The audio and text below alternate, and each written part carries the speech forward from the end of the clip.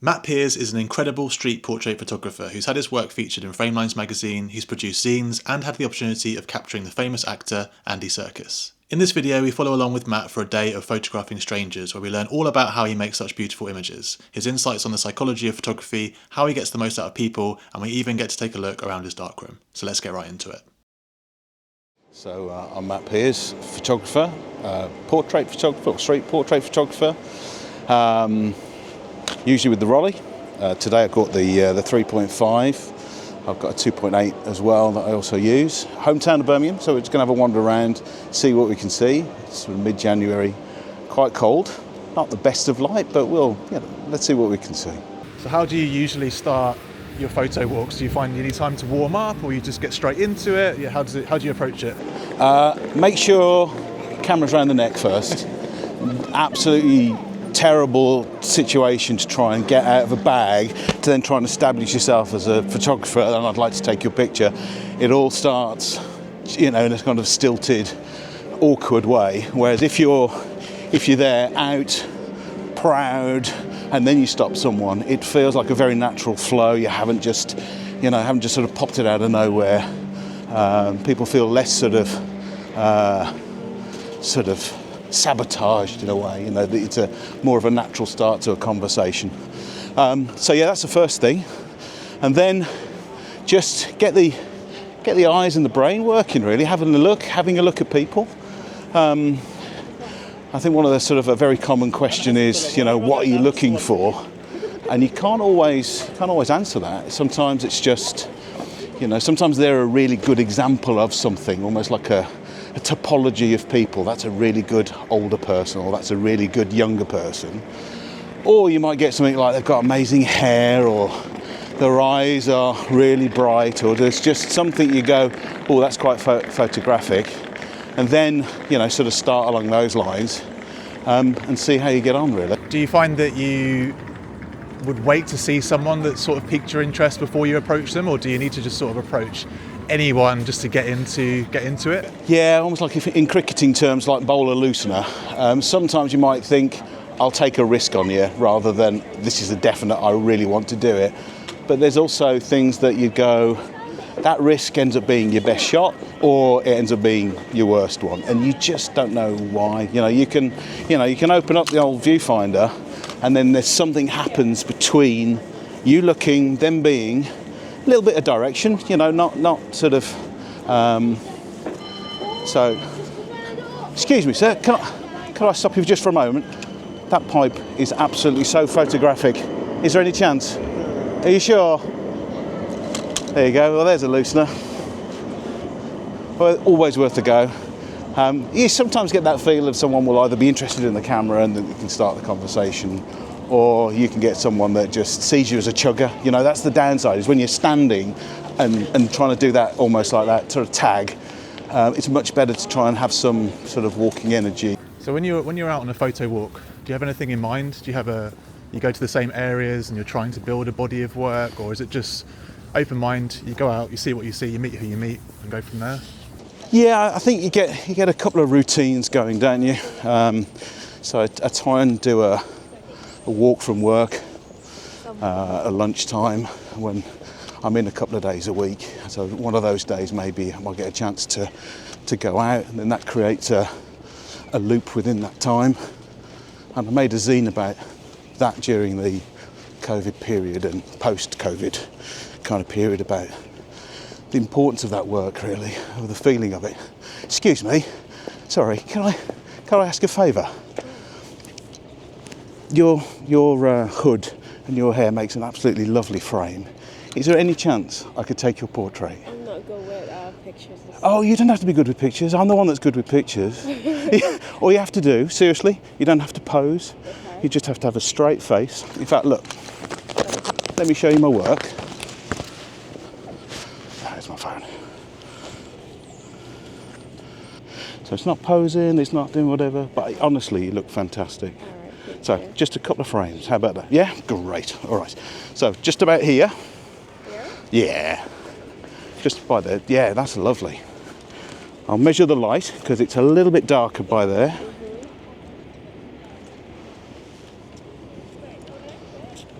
Yeah, that's pretty good. Feels a bit darker.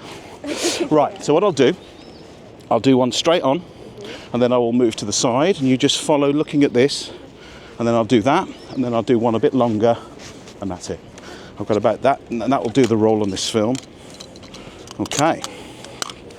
So this is all manual. Okay, you ready? 1, 2, 3. That's lovely. So I'm just going to go to the side.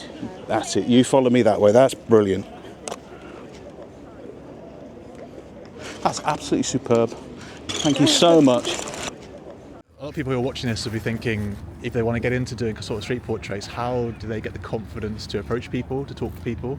Well, I think you've got to know that you're not doing anything wrong, and you've got to do something, with noble intent. So if you're trying to sort of take a picture because you think it's going to be funny, or not be positive for somebody, then you're probably going to feel like you're trying to get something over on someone, and that starts the relationship in a way that you think, no. I mean, like I say, some people can see something and then just want to take it, and that's fine. But if you're trying to build a rapport, then you've got to come from a sort of more honest place. And I did think that frame really made it look really, really good, and I'm hoping that will do it justice. There's always the vagaries of film that I hope it does.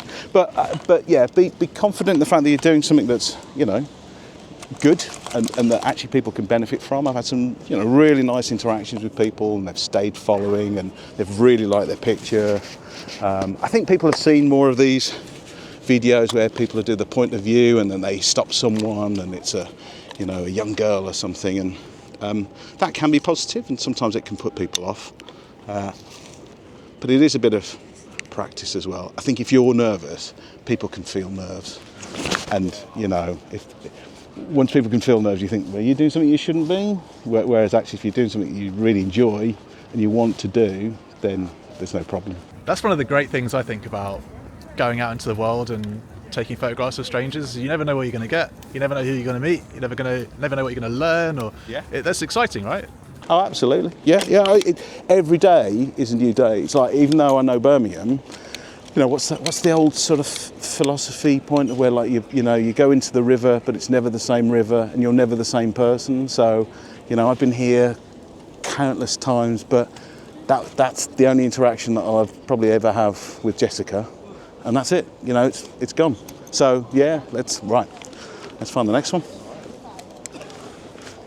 When you find someone you want to take the photograph, do you always take multiple shots of that person, or sometimes is it just the one shot, or does it depend on the situation? It can be situational dependent, but if you have a working plan, which is you've got to work quickly, so not to rush, but you've really got to assess where the light's coming from. So today it's really grey and overcast. We're not really having to consider where the light is. I could really set this camera now, not do any other light metering at all, and just go for it. As soon as maybe we get into sort of more narrower streets, I check it again, because we're cutting off a bit of light. But yeah, so I'd sort out where the light direction is coming from, so we're not just blasting them, or that they're in really deep contrast. You then sort of outline what you're going to do. So I'm just going to do this, I'm going to do that, I'm going to do that. So there's no shocks, but people also like to be reassured that they're doing the right thing. So, because if you just say, right, you stand there, you can be a bit like, well, what do you want me to do, and how do you want me to be, and actually you're getting further away from the thing that you spotted. So if you can almost like try and say, no, just be, I saw you leaning, that was great, or that's what I spotted that I wanted. So it's having a kind of a concept of, that's what I saw in you, that's what I want to try and get. And if you suddenly then get someone popping out of that and standing and doing yo, and and you think, you've lost it, you've lost the ethereal thing that you were trying to grab. So you can direct them back towards that. So trying to say just being straight, just no, you don't have to pose, you don't have to do anything. Then people can get back to more towards what you spotted in the first place. Because if you're too directed and you're too, you then think, well, the relationship between the viewer and that subject also has changed.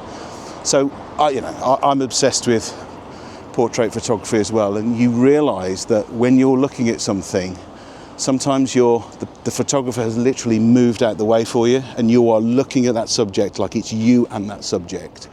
or you know that the subject is looking at the photographer to create the relationship, that you can go, they've got a relationship in this context. I'm viewing that.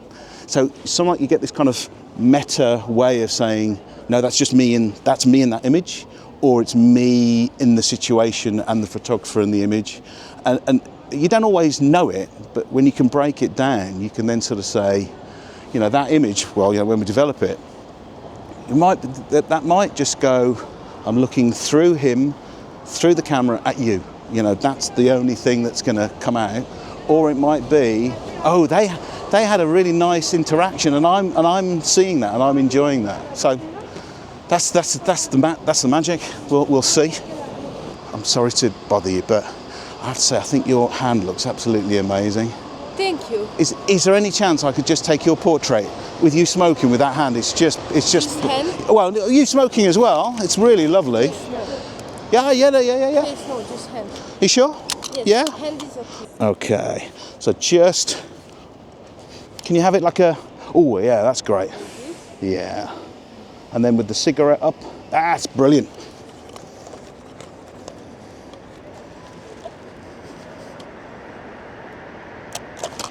Brilliant. You're wonderful. Thank you so much. So with her, what made you make the choice? So I think, did you go for a more detail-oriented shot there of her hand, or was her face included? Yeah. Well, she's got a tattoo on her neck. She didn't want to be included, and I didn't want to try and do the sales pitch of that. Whereas actually the detail of she got a continental cigarette and the cross and I think just sometimes having that as an excerpt would be interesting. If she was more willing, then I would. But she sort of said, "That's what I'm willing to do," and I thought, "I'll take it. Okay, that's on the table. I'll have it." Excuse me. Sorry to interrupt you. Can I ask a favour? I just think your outfit is so amazing. Oh, thank you. Is there any chance I could take a picture? It's My hair's not done. nor's mine, but honestly, no. It looks great. No, you don't pose. That's it. You don't pose. You just stand. You just be yourself. No smiling. Straight face. Okay, that's it. Yeah, I want straight face. That's brilliant. Okay. Okay, away from the phone, just looking at me, straight face. That's lovely. Right, I'm just going to get up on here. Hold on, one more. Okay, nice and straight. Almost like you can be a bit cross. That's nice, that's good. That's perfect. One more. Ready? One. Oh, I'm going to be sneaky. I'm going to get one more in. Two. That's it. That's nice. That looks brilliant. 1, 2, 3.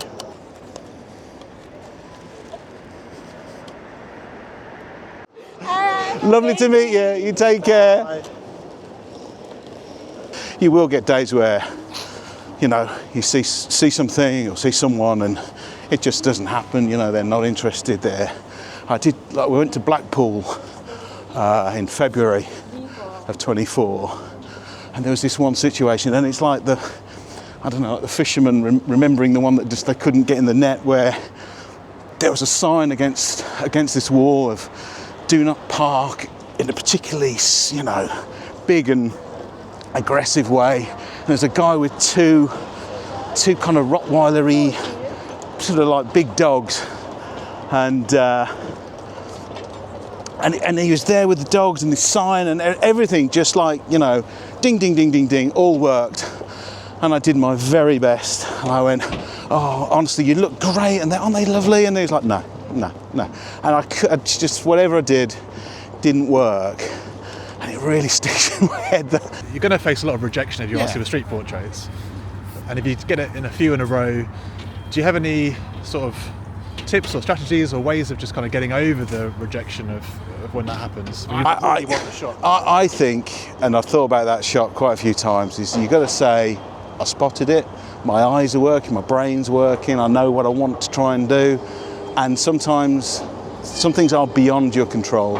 You can see something where you think it's going to be unlikely, and they're the most amenable and kind and flexible, and you think, wow. And you go to someone and they're just like, no. And you think, well, it could have worked out. Excuse me, may I just say, I think you look absolutely wonderful. Thank you, it's very kind of you. Coat is just brilliant. Oh, it's not real. Oh, well, you know what? It had me fooled because my wife's got a real one. It's fakes. Are you in a rush? Because I would love to take a picture if I could. Could I? Seriously, honestly, you just... Oh, go on then. All right. Thank you. I really appreciate it because it's so unusual to see people with style. It really is. Now, Going somewhere, that's what. oh yeah, right. I can work quickly. Don't you worry. Right. So if I pop, yeah, 1960s Rolleiflex. It's all film. Lovely. This is why I think that, you know, this is a natural connection. Yes, absolutely. Right. If I pop you there, or actually just about here. That's it. That's great. I'm going to measure the light because it's a little bit flat today, and you've got the brim of the hat as well. 6, 5, 6, 7, 8. Right, so what I'm going to do, I'm just going to do a straight on. I'm not asking you to pose, not smile. You don't have to put your camera face on or your selfie face on. Just a nice straight face, and then I'm going to take you this side and that side, and then I'll get a full length view, and then that's it. And it'll take a minute. Don't mock me on social media. Oh God, no. I'll show you my stuff on social media. So you can contact me. I'm very accountable. It's not a hit and run. All right. Okay, so nice straight face for me. That's really lovely. Okay, ready? 1, 2, 3. I'm now going to go just to the side. So you just have a look. You keep watching. That's perfect. That's absolutely perfect.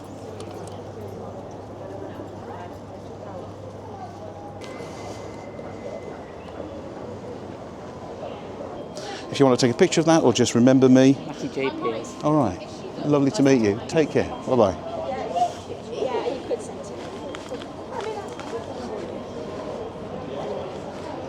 I noticed there that she noticed your camera, right? Yes.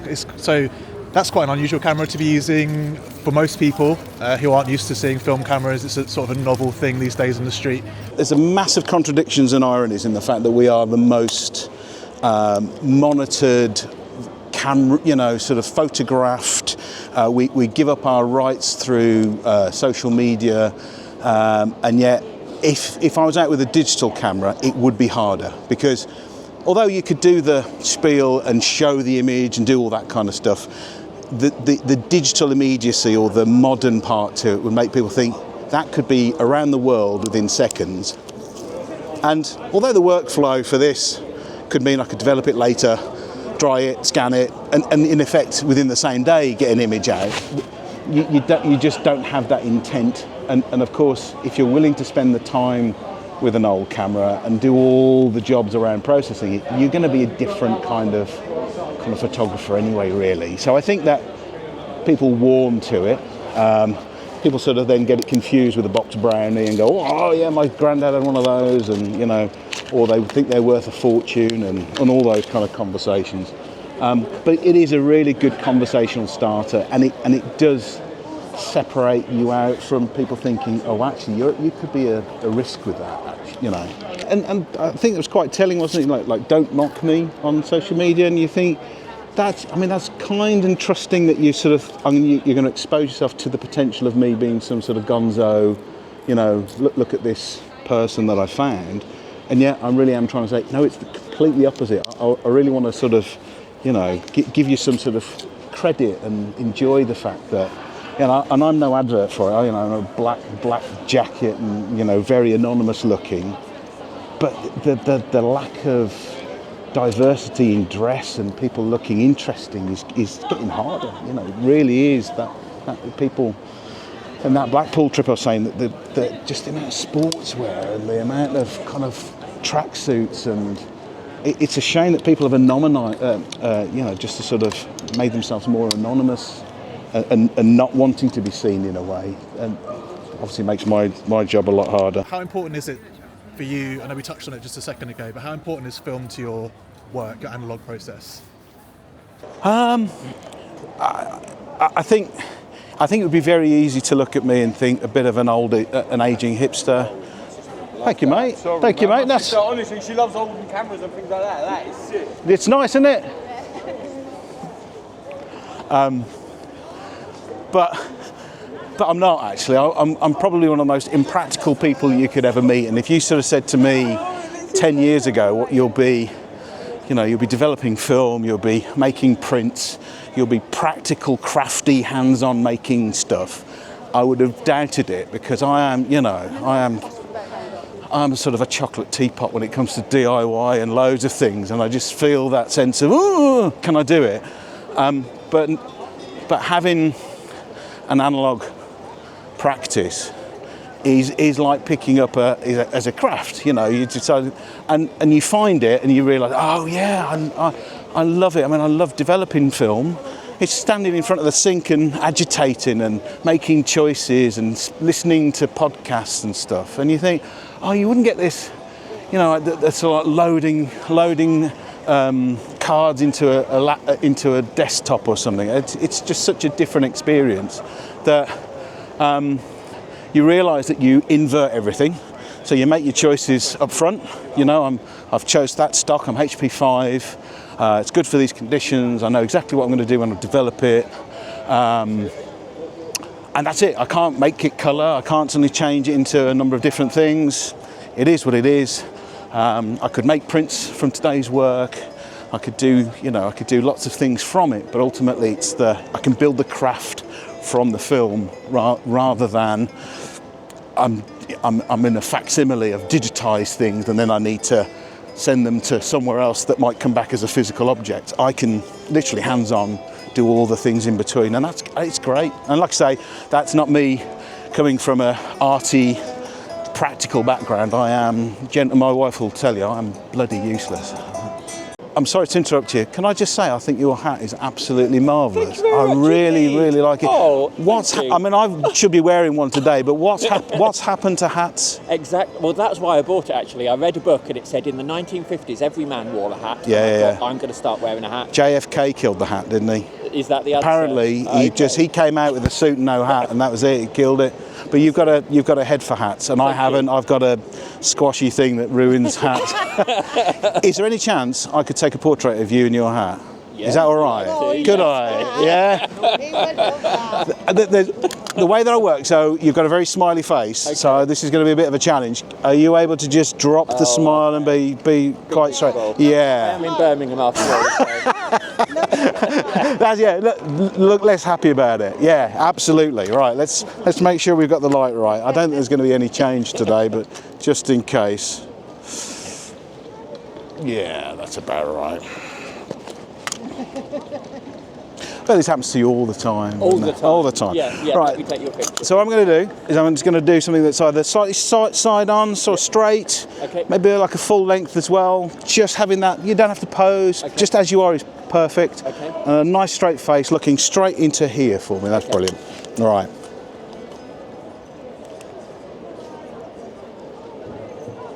Okay, ready? 1, 2, 3. That's lovely. That's really, really good. It's exactly what I wanted. Okay, thank you very much indeed. Thank you for your time. No, Really appreciate it. Thank you. you. Have a good day. Thank you. Thank you. Bye. Bye. Excuse me. I'm sorry to interrupt you. Can I just say I think your hair looks absolutely marvellous. Oh, what a nice No, I really do. Yeah. No, that's all right. That's okay. It's very photogenic, actually. And I was going to ask a favour. Could I take a portrait? Because I think it's absolutely wonderful. If it's black and white, so it'll pop. It'll be, it'll look really lovely. Are you all right with being my model? Is that all right? Okay. I'm just going to make sure I've read the light right, so I get the best from it. And all I ask, now I can't promise to make you an international model, superstar, but you don't have to pose. So a nice straight face, and that'd be great. You don't have to be. That's it. Yeah, just a nice straight face. Just because that's who we are really. We don't spend a lot of time smiling and waiting for a picture. So nice and straight. Okay. Now I can tell you are a smiler by natural default. Okay, so be slightly cross with me, or just nice and straight, Right, 1, 2, 3. Perfect. That's absolutely wonderful. Thank you so much. I think I'm probably better in the distance. No, you look great. Thank you so much. That was someone that, again, probably found it difficult to take the direction of, and that element of what you can see to then put in the camera and the interplay meant that she felt more on stage, and trying not to smile and trying not to be liked and likeable, I think she found more difficult. So not the same setup. I didn't do the full length of and everything, because I just thought it's not going to change beyond what I've got. So you never know, it might end up being a nice image. Most of your photography, from what I've seen, is in black and white. Yeah. So talk to us a little bit about your choice to use black and white and how that impacts your photography. So I, being originally a digital shooter, then coming back to film, I then went to colour film, trying to emulate all the things that I've seen and buy the books of and all that. And I would say that I understood a lot of things like colour theory, and I tried to look out for this and that and how that would work with that. And I would get it right a handful of times. And then there's almost like a palette cleanser. I'd go, I'm going to shoot a few rolls of black and white, and I'd shoot my children. And then I'd go, right, back on it, back to colour, and that would be another 80% of that work. And I kept looking back and going, well, out of that roll, that works, and the rest don't. And then it came to COVID, and that sense of wanting to be able to make sure I could, I thought, what if labs don't open? So I thought, no, I need to learn how to develop, how to do everything myself from start to finish. So I did that, and that was the kind of the kitchen sink development side, and really enjoyed it. And then, the old adages are the old ones because they're true, that you start to re-look at things instead of being in how does that colour work, or how bright is that, or what's happening with certain colours. You end up thinking tonally and shades and in a different way, but you can only really do that by going full in. So if you're dipping in and dipping out all the time, I couldn't get fully into thinking about black and white properly. And then I realised that I enjoyed it for so many other reasons that I wanted to continue. So on that topic as well then, with black and white and the film that you use, you don't only shoot portraits, right? You also shoot environmental landscapes or environmental portraits. And do you have a different approach when you do that kind of subject matter, or is it similar to actually approaching a human being? Yeah, I think I got drawn back into photography through doing a degree in psychology, which doesn't always feel like the natural, it's not an arts education, but it is in a way. I realised that lots of people end up coming to photography from some sense of understanding the human condition and the human built environment. And so, you look towards yourself and you realise that you're interested in people, but you're also interested in the context of where people have come from and what they've done. And so I am drawn to a sort of a handful of topics all the time, like sort of social housing or areas where we kind of try to imagine a place in the future that, through human nature and other elements didn't work out, and then people are the kind of the recipients of that. So it's not like I think, today I'm going to get my environmental hat on. We might be out somewhere or go to a trip. The British coast in the winter time is a fascinating side, and then you find your brain flipping between these two environments, which is people are living here, this is what's happening for them every day. Have a look at it, and then sometimes you're breaking that down into a more photographic sense, that it becomes a representation of it. And then of course I'm then also thinking about how can I also represent people that are here. So it can be two modes of thinking, but they're really coming from the sort of the same kind of place, really, which is The core of your photography Yeah. is humanity. Yeah, it is. Regardless if there's a person in it or not. Absolutely, yeah. I think that sort of humanitarian side of projects or of photography is definitely where I come from. And And that's, you know, that's, I think that was me using those thoughts and principles from the degree, because, you know, you get to think about perspectives and not thinking of things being linear of the truth, you know, that things are constructed. So some of the conversations and things that we've had today, they're the vignettes, aren't they? They're just fleeting moments that we've created, and yet they will be viewed differently.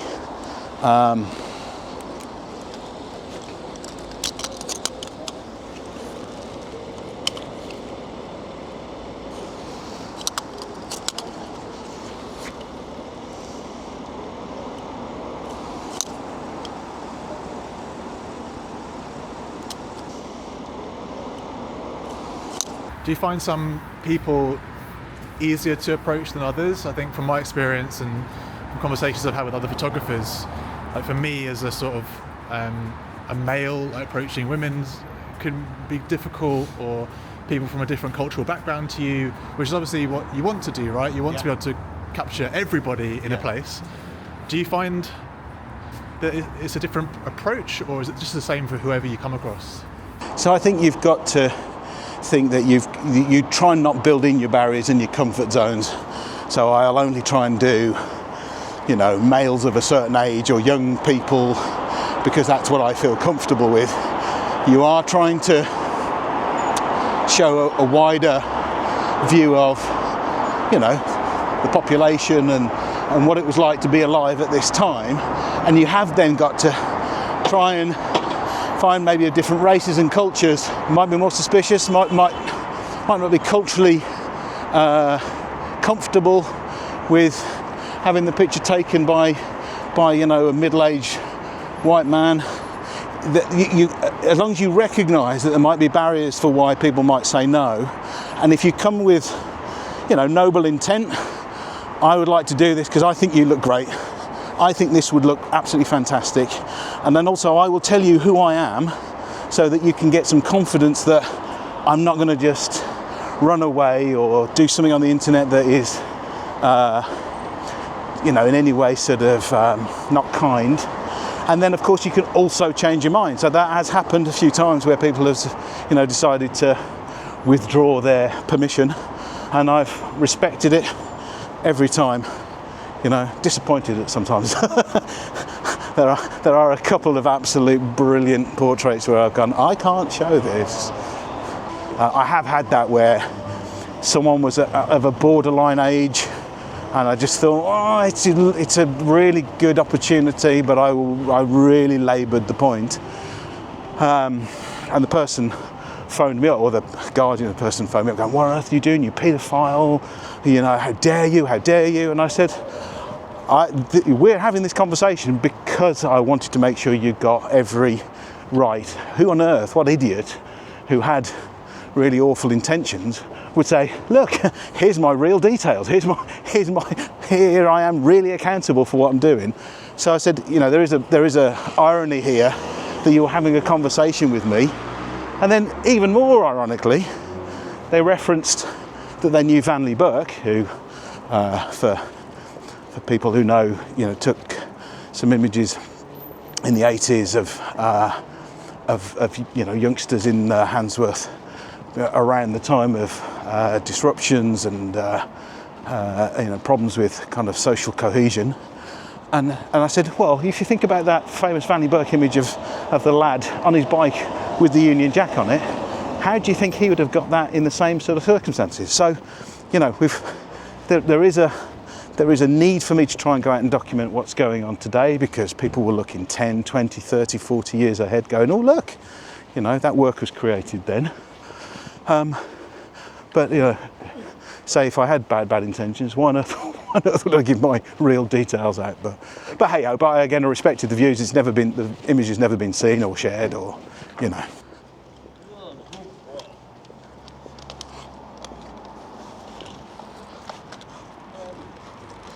He was thirsty then, wasn't he? Yeah. Hey. Thirsty boy. Oh. There you go.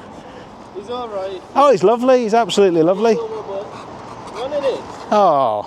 Oh, you want to say hello? Say hello. Look. Can I say hello? Hey, hello. Yeah, it's good. It just needs to be more. Yeah. Is there any chance I can get a picture of you two together? Yeah, that'd be nice. That'd be great. Right. Can I get you in around there, just with some nice space? Okay. Yeah. Cool. Hello, excuse me. Can I have a look here?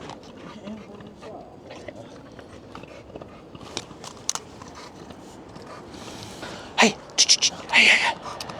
That's nice. That's a good. It's nice, isn't it? Yeah, proper old school. Yeah. About 60 years old. And he's still going? Yeah, a bit like me. No, I'm not quite. All right, okay, nice straight face. Yeah. Brilliant. All right, that's great. Amazing. Thank you ever so much. Thank you. What you doing today? Just going around getting content? Yeah, we're just taking portraits, Oh, amazing. talking to folk. Amazing. I'm a big lover of dogs. Ah, hear that, my boy? Hey. Really lovely to meet you. And you. You take care. Ta-da. So you took a fantastic portrait of Andy Serkis. Oh yeah. So I went to the photographer's gallery, and was meeting a friend, and we were going to do a wander around London day. And I remember walking past, and I was in the window, and I went, "That's Andy Serkis." I just thought, and I went in, and I thought, I've got to, if I go up to people all the time, and then I get that chance, I've got to speak to him. And I thought, and I stood there thinking, what am I going to do? And I went downstairs, had a look at the books, and thought he's going to be there. I don't want to bother him. And I thought, oh shit, I've got to do it. So I went up to him and I said, look, I'm really, really sorry. I said, I'm going to be kicking myself if I didn't say hello. Say a big fan of your work, but also, is there any chance? So by that time, I got the camera out, which I hadn't got before. I got the camera out. And he went, yeah, okay. He said, I'm meeting a friend in a few minutes, but if you can be quick. And he was really nice. He had all the time. And he said, I've got one of those. And I said, oh, I know. I was pathetic. It really is. Like a man of my age, it really is pathetic, isn't it?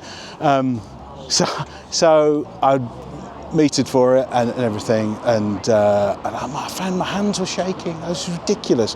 So the settings were, because it was indoors, it was like I was wide open at 3.5. I think it was 60th of a second, and I just thought, I've got to just breathe in and take it. And he was, obviously he knows exactly what he's doing, so he hit the pose and he looked back at me, and it was like 3 frames, we were done.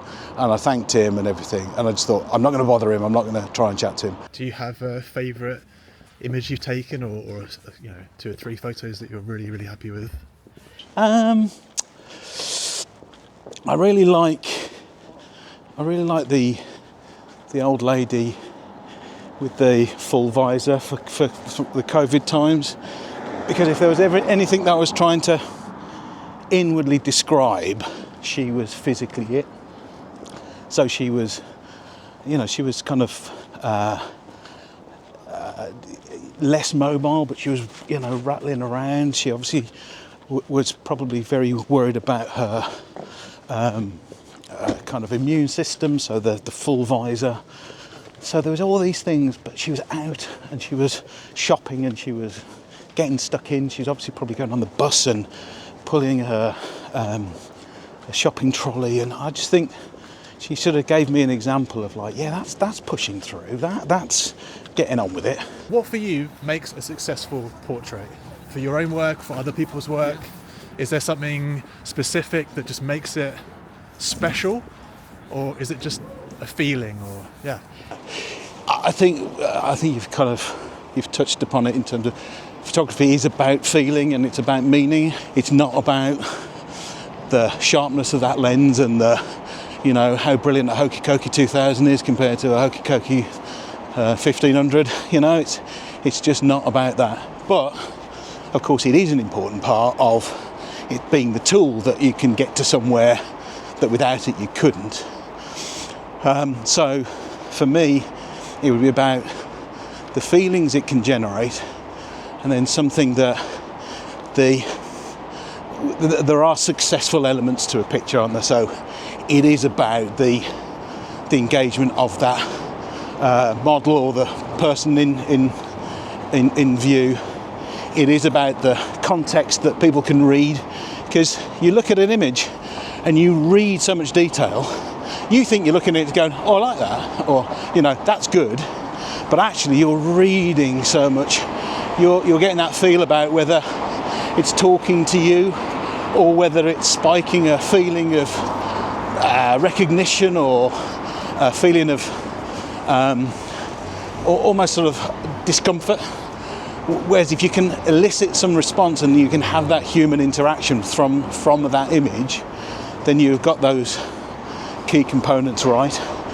And then there are the technical elements, which is it was exposed well, and it was the light was nice and the background worked, or it told you what was going on.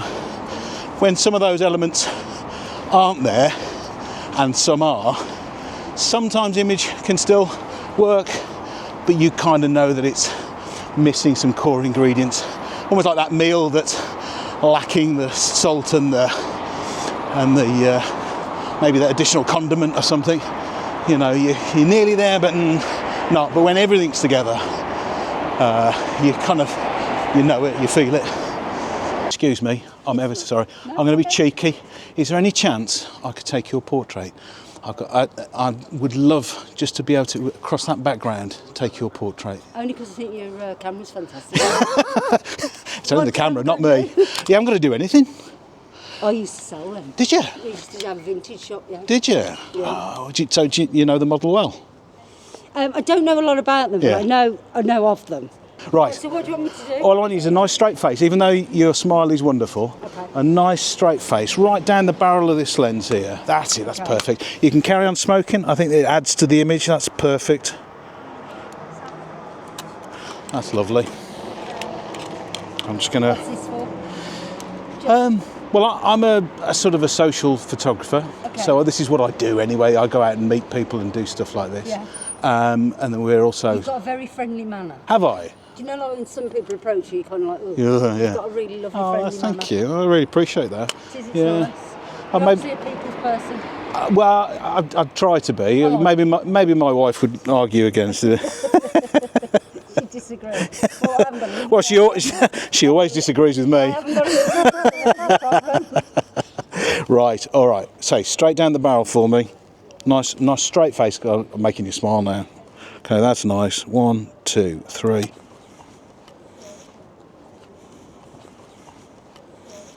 So if you could give one piece of advice to a beginner portrait photographer or someone that wants to get into taking portraits of strangers on the street, what would it be?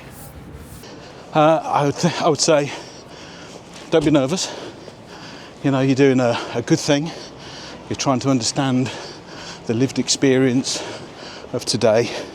So whatever you do, don't try and be nervous. Be open about what you're trying to do and achieve.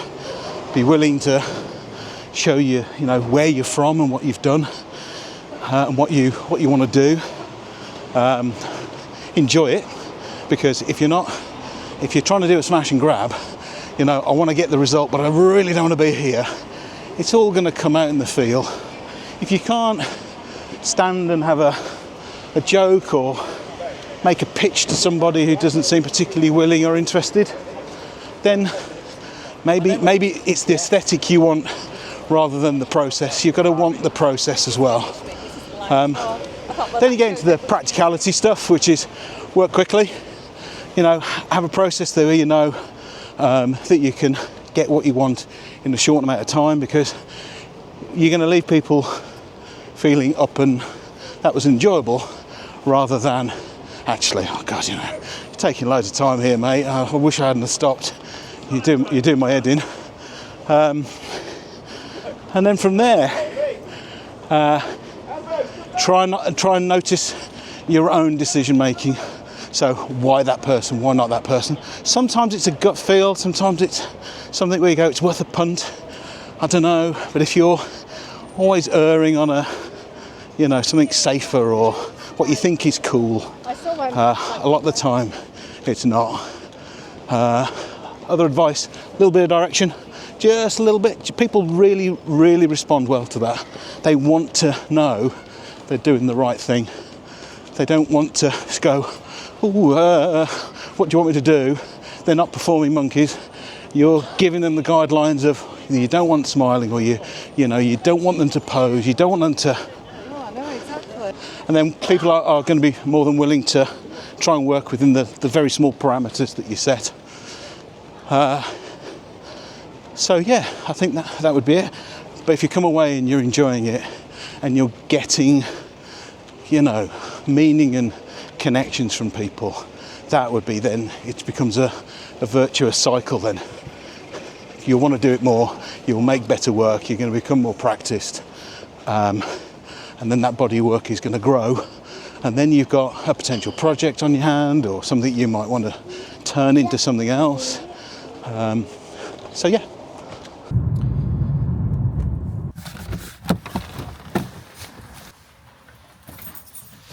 What's your name? She's Bino. Bino, hello. Oh yes. What's your favourite book that you've got on the shelf? Is that a hard question to... It's hard. Vanessa Winship, she's probably taken one of my favourite street portraits of all time. There you go. That's just one of my favourites of all time. I keep things in size order, which is not particularly helpful, is it really, when you're trying to know where's the next one? For me, you just can't go wrong with a Chris Killett book. That's just absolutely incredible.